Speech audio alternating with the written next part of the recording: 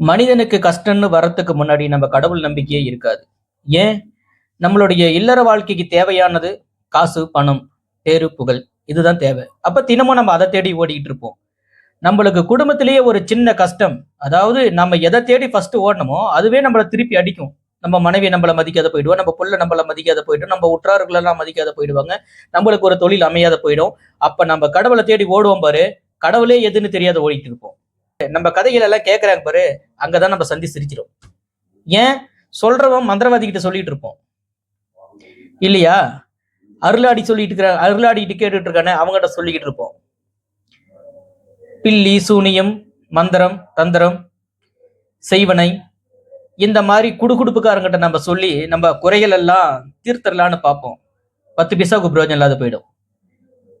என்னமோ போயிட்டு வந்து அவன் ஏதோ குறையெல்லாம் தீர்த்துட்ட மாதிரி ஒரு 10 நாள் வந்து வீட்டுல சமாதானமா இருக்கிற மாதிரி இருக்கும். மறுபடியும் அந்த பிரச்சனை தீர்த்துட்டு இருக்கு. இதுல எல்லாம் தேடி ஓடனவங்களுக்கு கண்டிப்பா இதெல்லாம் புரியும். கடவுள் எங்க இருக்குங்கிறது ஈஸியா ஒரே ஒரு விஷயத்துல கண்டுபிடிச்சிடலாம்.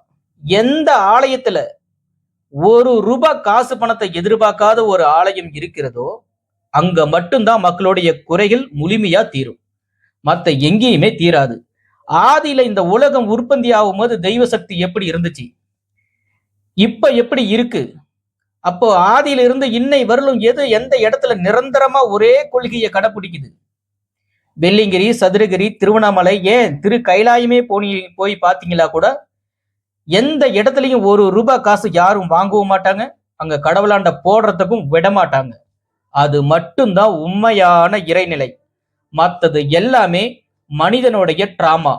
இதுல சிக்கிறவன் சித்தான்.